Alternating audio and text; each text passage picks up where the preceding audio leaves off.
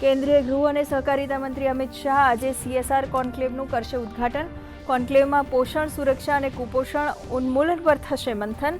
પ્રધાનમંત્રીના સહકારથી સમૃદ્ધિના વિઝનને સાકાર કરવાની દિશામાં સાબિત થશે મહત્વનું પગલું.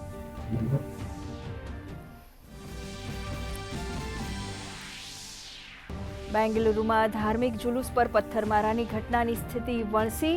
ભાજપનું પોલીસ સ્ટેશન સામે પ્રદર્શન. રાજ્યની કોંગ્રેસ સરકાર પર તૃષ્ટિકરણનો લગાવ્યો આરોપ.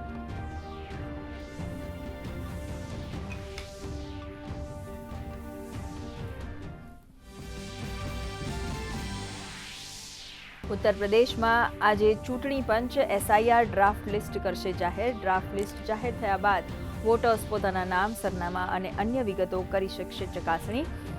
બપોરે 3 વાગે ચૂંટણી પંચ કરશે પ્રેસ કોન્ફરન્સ.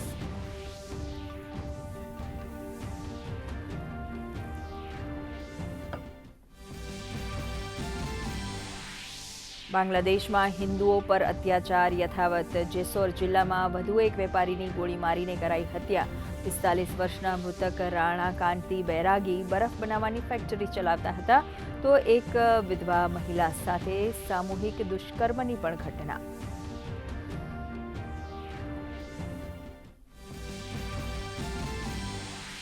ગાંધીનગરમાં ટાઇફોઇડના કેસ વધતા તંત્રની કાર્યવાહી. મહાનગરપાલિકા દ્વારા શરૂ કરાઈ વિશેષ ઝુંબેશ. ખાદ્ય પદાર્થોનું ખુલ્લામાં વેચાણ કરતી વધુ 44 લારીઓ કરાઈ બંધ. તો મહાનગરપાલિકાએ ભ્રામક માહિતી ન ફેલાવવા કરી અપીલ.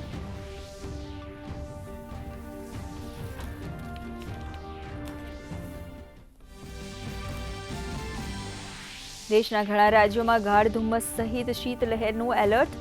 ઘણી જગ્યાએ વિઝિબિલિટી શૂન્ય. તો ગુજરાતમાં ઉત્તર પૂર્વના ઠંડા પવનોને કારણે ઠંડીનો ચમકારો. 7.5 ડિગ્રી લઘુત્તમ તાપમાન સાથે નલિયા સૌથી ઠંડુ શહેર. ગાંધીનગરમાં 11.2, ભુજ અને રાજકોટમાં 11.4 ડિગ્રી લઘુત્તમ તાપમાન. સપ્તાહના બીજા દિવસે ભારતીય શેર બજારમાં ઘટાડો. BSEનો સેન્સેક્સ 250 પોઈન્ટ ઘટીને 85,261, તો નિફ્ટી 26,200 નજીક કરી રહ્યા છે કારોબાર.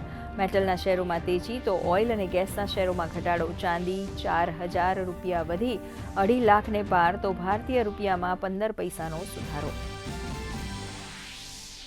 ખેલો ઇન્ડિયા બીચ ગેમ્સનો આજે બીજો દિવસ. બીચ ફૂટબોલથી દિવસનો થશે પ્રારંભ. પુરુષ અને મહિલા બંનેમાં રમાશે ગ્રુપ મુકાબલા. ગઈકાલે કેન્દ્રશાસિત પ્રદેશ દીવના ઘોઘલા બીચ ખાતે ખેલો ઇન્ડિયા બીચ ફેસ્ટિવલ 2026નો થયો હતો પ્રારંભ.